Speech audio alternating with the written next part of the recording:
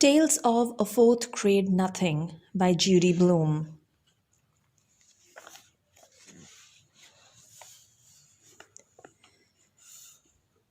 Chapter 4. My Brother, the Bird. We live near Central Park. On nice days, I like to play there after school.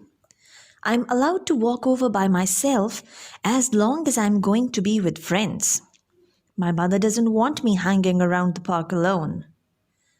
For one thing, Jimmy Fargo has been mugged 3 times. Twice for his bicycle and once for his money. Only he didn't have any to give the muggers. I've never been mugged, but sooner or later I probably will be. My father's told me what to do. Give the muggers whatever they want and try not to get hit on the head. Sometimes, after you're mugged, you get to go to police headquarters. You look at a bunch of pictures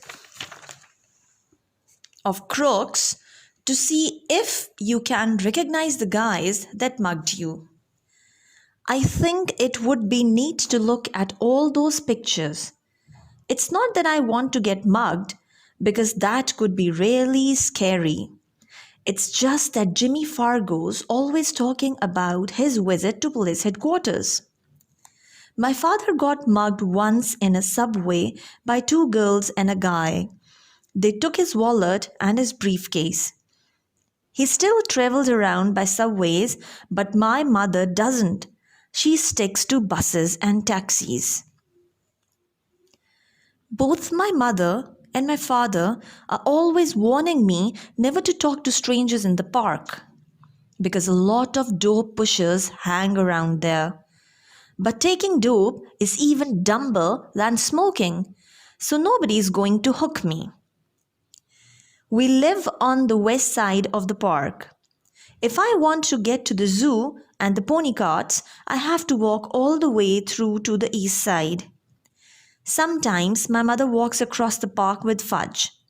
He likes the animals a lot, especially the monkeys.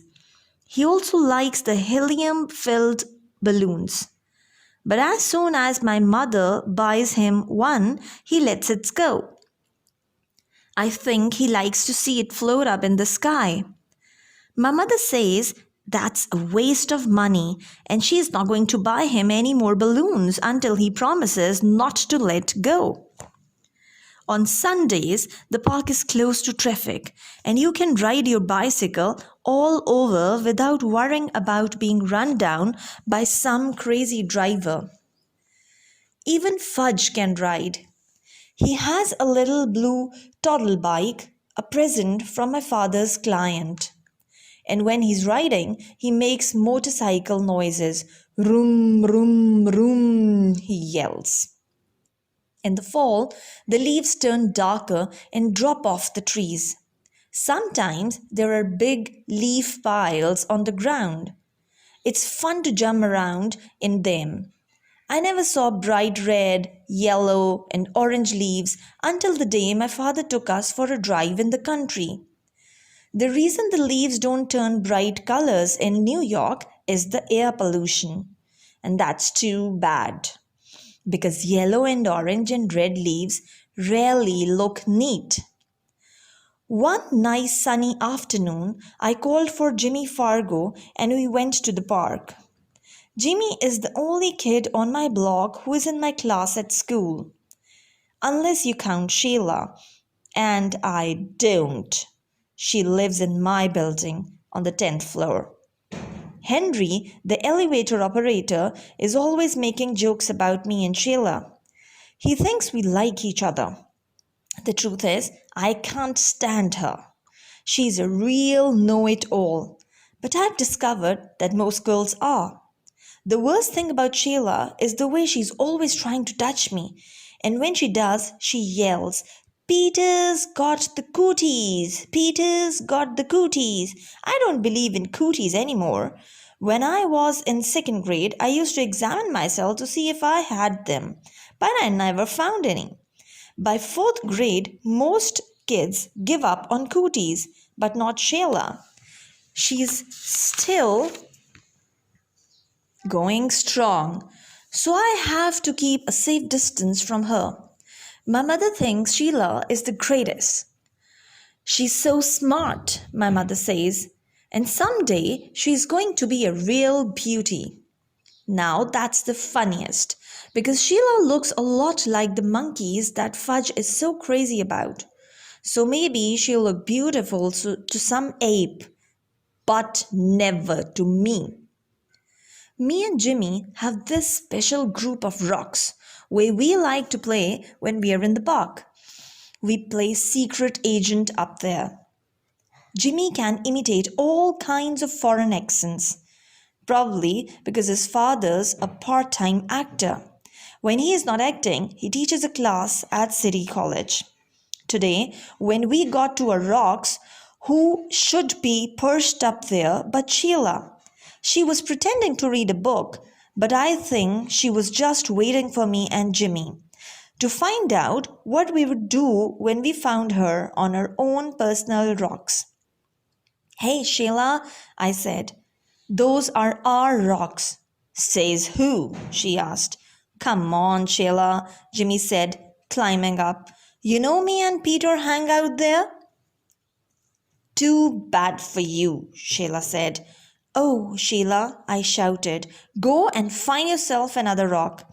I like this one, she said, as if she owned the park. So, why don't you two go find another rock? Just then, who should come tearing down the path but Fudge? My mother was right behind him, hollering, Fudgy, wait for mommy. But when Fudge gets going, he doesn't wait for anybody. He was after some pigeons. Birdie, here, Birdie, he called. That brother of mine loves birds, but he can't get it through his head that the birds aren't about to let him catch them. Hi, Mom, I said. My mother stopped running. Peter, am I glad to see you? I can't keep up with Fudge. Mrs. Hatcher, Sheila called, scrambling down from her rock. I'll watch Fudge for you. I'll take very good care of him. Can I, Mrs. Hatcher? Oh, please. Sheila jumped up and down and begged some more. Jimmy gave me an elbow in the ribs. He thought that my mother would let Sheila watch Fudge and then we'd be rid of her. We'd be free to play secret agent. But Jimmy didn't know that my mother would never trust Sheila with a dear little boy. Fudge, in the meantime, was screaming, Come back, birdies, come back to Fudgy. Then my mother did a strange thing. She checked her watch and said, You know, I do have to run back to the apartment. I forgot to turn on the oven.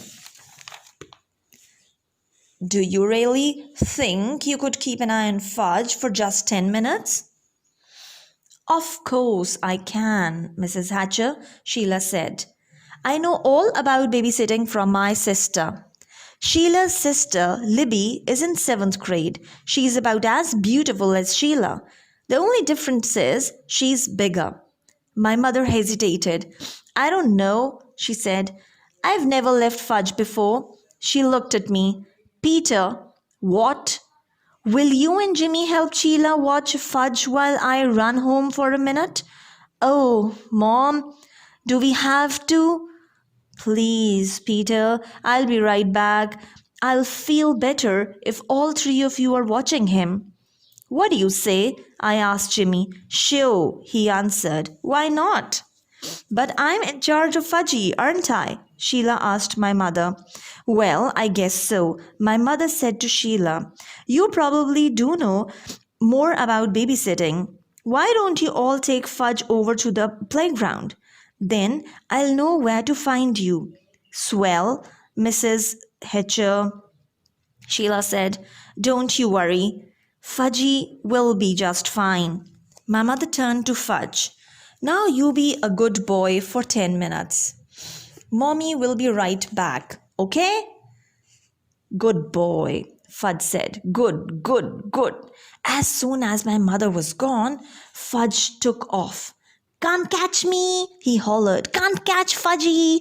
Go get him, Sheila, I said. You're in charge, remember? Me and Jimmy horsed around while Sheila ran after Fudge.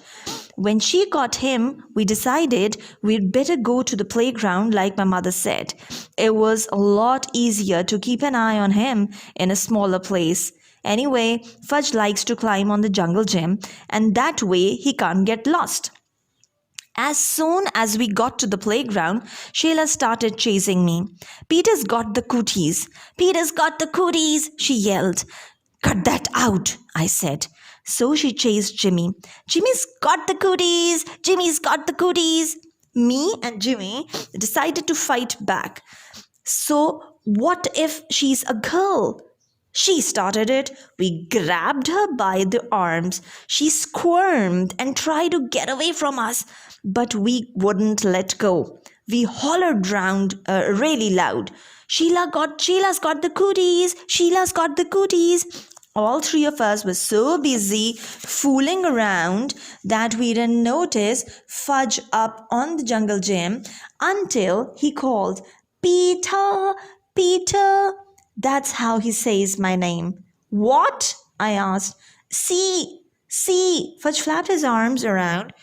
Fudgy's a birdie, Fudgy's a birdie. Fly, birdie, fly. That crazy kid, I thought, running to the jungle gym with Jimmy and Sheila right behind me. But it was too late. Fudge already found out he didn't have wings. He fell to the ground. He was screaming and crying, and his face was a mess of blood. I couldn't even tell where the blood was coming from at first. Then Jimmy handed me his handkerchief. I don't know how clean it was, but it was better than nothing. I mopped some blood off Fudgy's face. Sheila cried. It wasn't my fault, honest, it wasn't. Oh, shut up, I told her. He's really a mess, Jimmy said, inspecting Fudge. And his teeth are gone too. What are you talking about? I asked Jimmy. Look in his mouth, Jimmy said. Now, while he's screaming, see, he's got a big space where he used to have his front teeth. Oh no, Sheila screamed. He's right. Fudgy's teeth are gone. Fudge stopped crying for a minute. All gone? He asked. Open your mouth wide, I said. He did, and I looked in. It was true. His top two front teeth were missing. My mother's going to kill you, Sheila, I said. Was I glad I wasn't left in charge of my brother?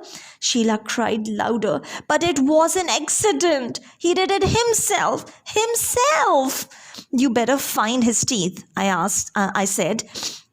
Where should I look? Sheila asked. On the ground, stupid. Sheila crawled around looking for Fudge's teeth while I tried to clean him up some more. See, Fudge said, showing me all his wounds. Boo, boo here, and here, more boo, boo here. His knees and elbows were all scraped up. I'm going to get your mother, Jimmy hollered, running out of the playground. Good idea, I called. I just can't find them, Sheila said. Well, keep looking, I yelled. Honestly, Peter, there aren't any teeth here. All gone? Fudge asked again. Not all, I told him, just two. Fudge started to scream, want my teeth, want my teeth. Jimmy must have met my mother on her way back to the park because it only took about 2 minutes for her to get there. By that time, a whole crowd of kids had gathered around us. Most of them were crawling on the ground like Sheila, looking for Fudge's teeth. My mother picked up Fudge. Oh, my baby, my precious, my little love. She kissed him all over. Show mommy where it hurts. Fudge showed her all his boo-boos. Then he said, all gone. What's all gone? My mother asked. His top 2 front teeth. I said, oh no, my mother cried. Oh, my poor little angel. Sheila sniffled and said, I just can't find them, Mrs. Hatcher. I've looked everywhere, but Fudge's teeth are gone. He must have swallowed them, my mother said, looking into Fudge's mouth. Oh, Mrs. Hatcher, how awful! I'm sorry, I'm really very sorry, Sheila cried. What will happen to him? He'll be all right, Sheila, my mother said. I'm sure it was an accident. Nobody's blaming you. Sheila started bawling again. My mother said, Let's go home now. I thought my mother was pretty easy on Sheila. After all, she was left in charge. When we got home, Mom washed Fudge's cuts and scrapes with peroxide. Then she called Dr. Cohn.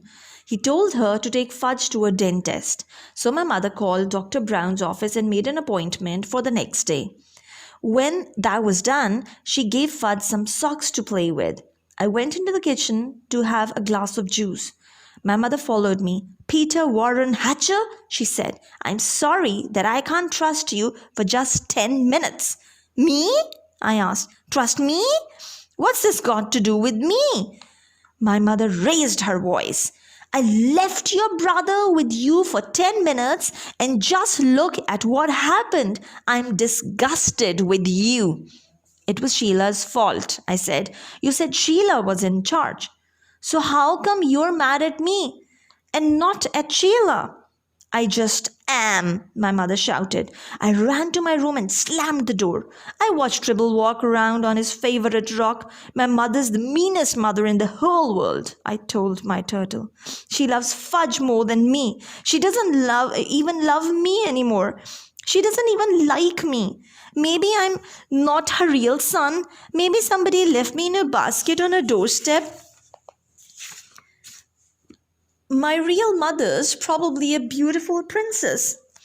I'll bet she'd like to have me back. Nobody needs me around here, that's for sure. I didn't eat much supper that night, and I had a lot of trouble falling asleep. The next morning, my mother came into my room and sat down on my bed. I didn't look at her. Peter, she said. I didn't answer. Peter, I said some things yesterday and I didn't really mean. I looked at her. Honest? I asked. Yes. You see, I was very upset over Fud's accident and I had to blame somebody, so I picked on you. Yes, I said. You sure did. It wasn't your fault though. I know that. It was an accident. It could have happened even if I had been in the playground myself. He wanted to fly, I said. He thought he was a bird. I don't think he'll try to fly again, my mother said. Me neither, I told her. Then we both laughed, and I knew she was my real mother after all.